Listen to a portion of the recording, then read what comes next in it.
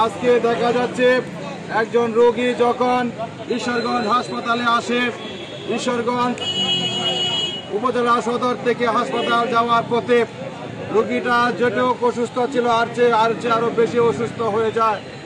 আজকে সেই ভোগান্তি ঈশ্বরগঞ্জের মানুষ ভুগছে।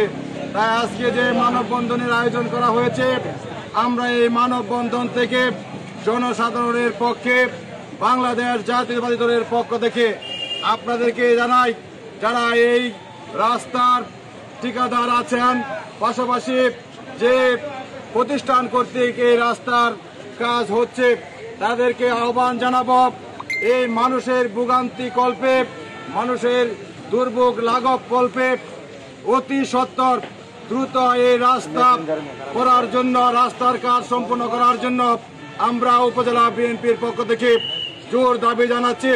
বিশেষ করে এলাকাবাসী আজকে সোচ্চার হয়েছে, দীর্ঘদিন অপেক্ষায় ছিল, এই কাজের কোনো সমাধান হচ্ছে না। তাই আজকে আমাদের এই ঈশ্বরগঞ্জে জনসাধারণ রাস্তায় নেমেছে, মানববন্ধন করছে। অবশ্যই দ্রুত গতিতে এই রাস্তার কাজ সমাপ্ত করতে হবে, না হয় ঈশ্বরগঞ্জবাসী আজকে মানববন্ধন দিয়ে শুরু করেছে, ভবিষ্যতে আরো বৃহৎ কর্মসূচি দিতে বাধ্য হবে। আমরা ঈশ্বরগঞ্জের মানুষ দ্রুত এই সমস্যার সমাধান চাই। আমাদের ব্যাপক ক্ষতি হচ্ছে, আমাদের চিকিৎসা ক্ষেত্রে স্বাস্থ্য সেবা নিতে মানুষ যখন আসে, এই রাস্তা দিয়ে যাওয়ার পথে আরো বেশি অসুস্থ হয়ে যায়।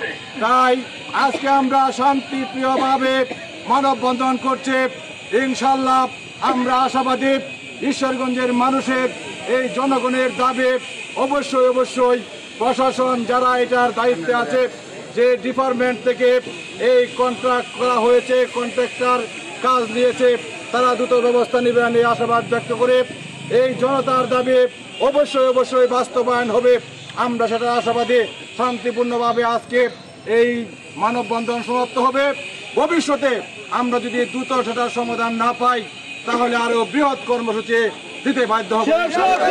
সকলকে যারা উপস্থিত হয়েছেন, এই এলাকাবাসী, রাজনৈতিক নেতৃবৃন্দ, সাংবাদিক ভাইরা, সকলকে আমার জাতীয়তাবাদী দলের পক্ষ থেকে আপনাদেরকে ধন্যবাদ, কৃতজ্ঞতা জানিয়ে আগামী দিনে আমরা যদি আবারও কোনো কর্মসূচি দেই, সেই কর্মসূচিতে আপনারা একত্রতা ঘোষণা করবেন, এই আশাবাদ ব্যক্ত করে আমার কথা শেষ করছি।